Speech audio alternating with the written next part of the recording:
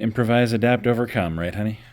That's pretty much every single Alice video that we've done.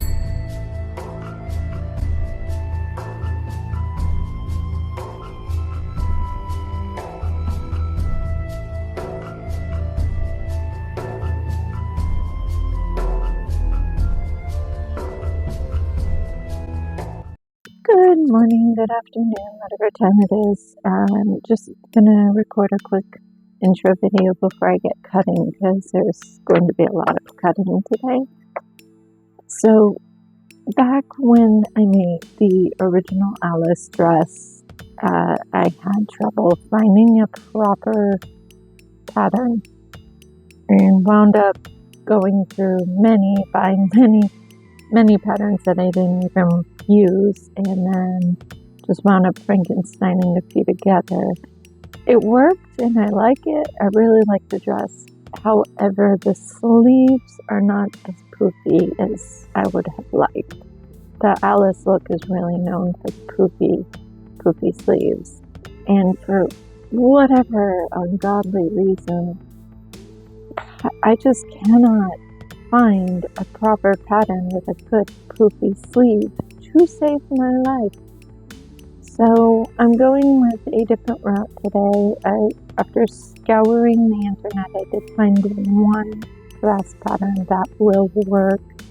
I have 4 yards of the seafoam green fabric to work with, and that's kind of the limitations that I was presented with. But there was one pattern available on Etsy. This is my first printable Etsy pattern. So this is the one I'm going to go with.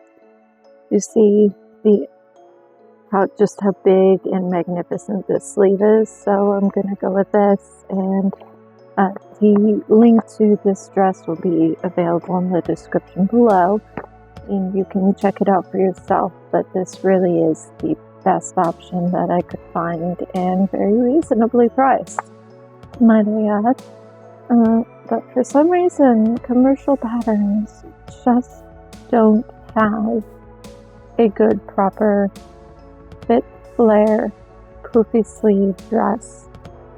Just the look I'm going for, it just isn't there. So we're trying something different this time around. We're going to go with this other pattern. The skirt is a bit longer. It's not going to be a circle skirt. But if you look at the Siren Dress in this game, a circle skirt isn't necessary. It is a bit more structured. It's definitely an A-line dress and a little bit longer than I was able to pull off last time. So for this video specifically, we are going to make the base dress, which is everything in the seafoam green, just top to bottom, and then we can go back in and add the embellishments, including the scales around the waist and the glow-in-the-dark beads for the sleeves and the skirt. So I'm exploring a lot of different ideas for that, and we also have an anglerfish bow for that part of it. This is going to be another series. It's going to take place over the course of the year, and it's going to be several videos in several different stages. But for now, we're going to focus on the base construction, and then we're just going to tackle each embellishment as it comes. And hopefully this will become one of my most elaborate and successful looks so far on this channel. I definitely have a lot of high hopes, and I've spent months planning this in my head, so I've put a lot of time into the preparation for this dress, and I think I've come up with a really cool way to honor that look with a practical, functional twist. Because again, it's the game kind of designs these dresses to defy physics, and that was why the apron for the base dress, or for the blue dress, was so difficult. It's 4 yards. You should have plenty. Oh. Maybe? My spatial reasoning is garbage, so, Mazel tov? Oh dear. It might be enough if I cut the skirt short. Perhaps. It's just not quite wide enough, is it? So, but yeah, you've got a couple of inches to play with there. Improvise, adapt, overcome, right, honey? That's pretty much every single Alice video that we've done. Not a single one of these has gone according to plan. And we persevere. Yes, we do. And by we, it's mostly you, because I'm just kind of here watching this nonsense take place in front of me. Her autofocus is tripping.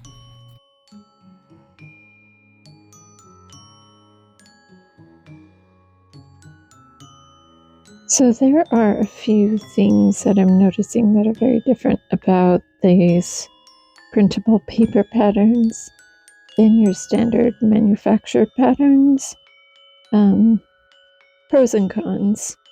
So the paper is thick enough where tracing the pattern onto the fabric is actually easier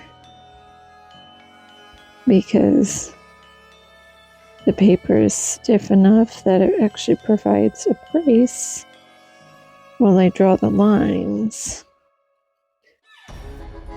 And whereas the manufactured patterns have arrows to indicate, the printable patterns have these notches.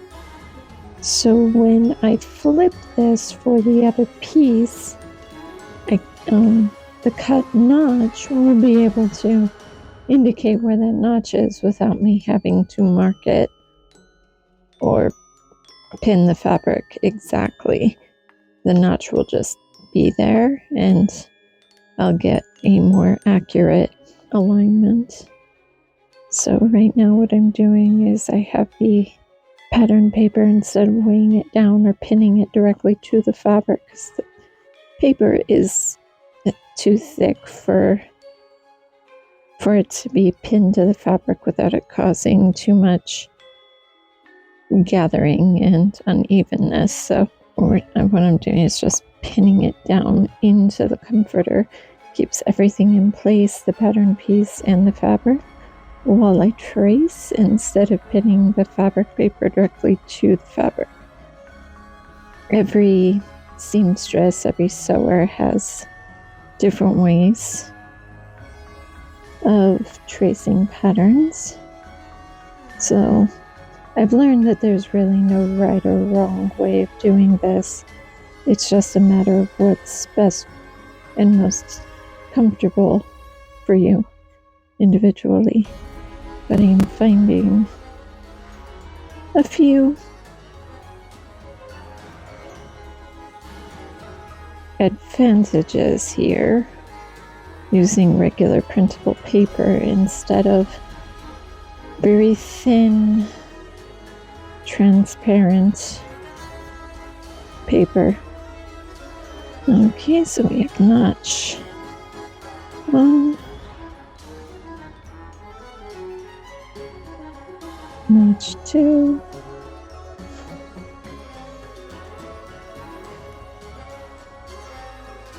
notch 3. So we're going to flip the pattern piece over. I have pins on the grain arrow here and here, so that's going to help guide me when I align that grain arrow with the stripe. And then we're going to trace and mark notches. I cut this piece shorter than its counterpart. So it makes me wonder. I have scraps left over. Let's see if I can retrace this.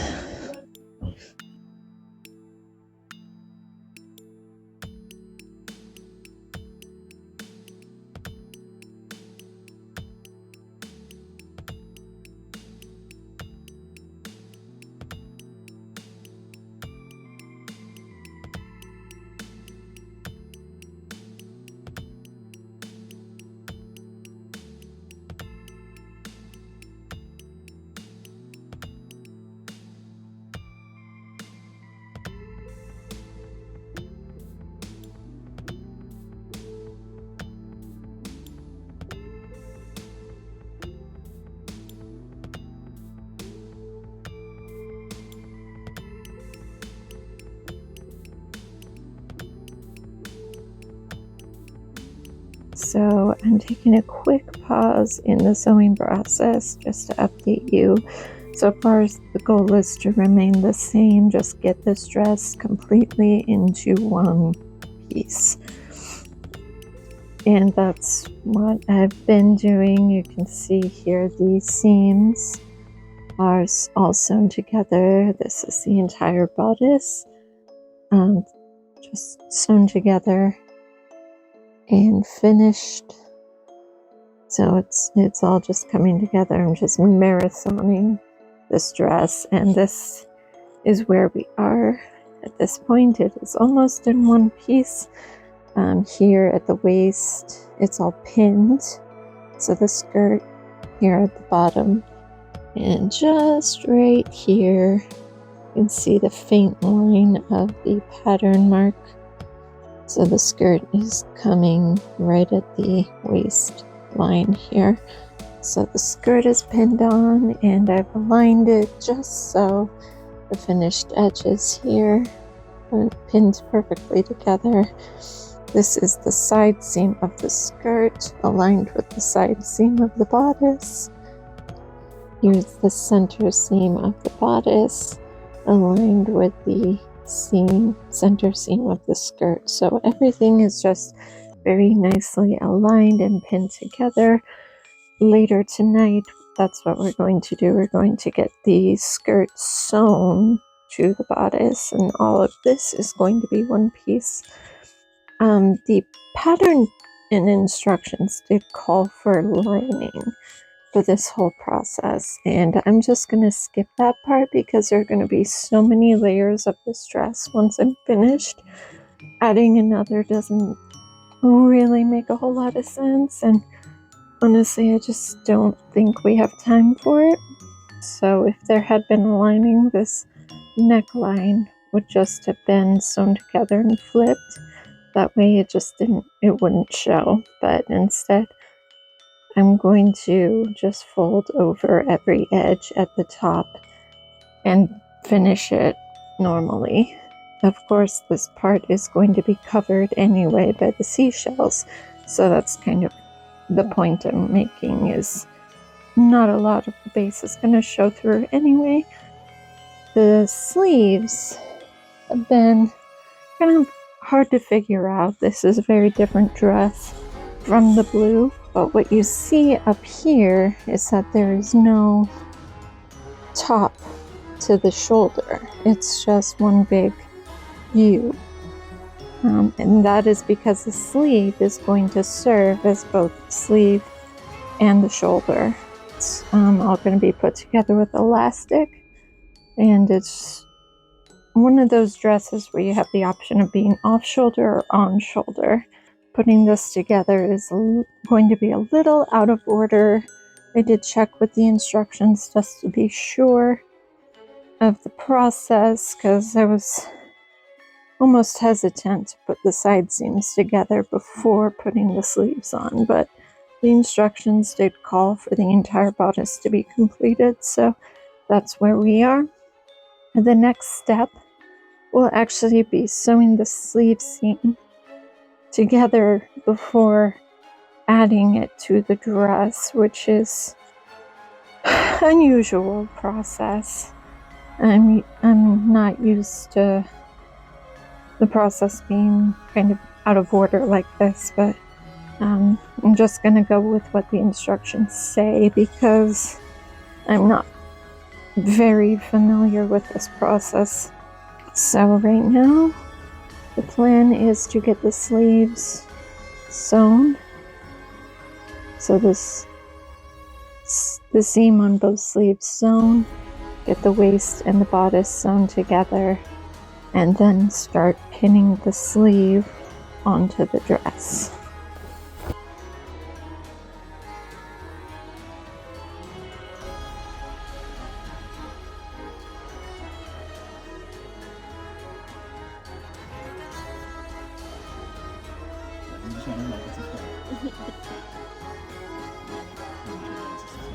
Master Google. Yeah,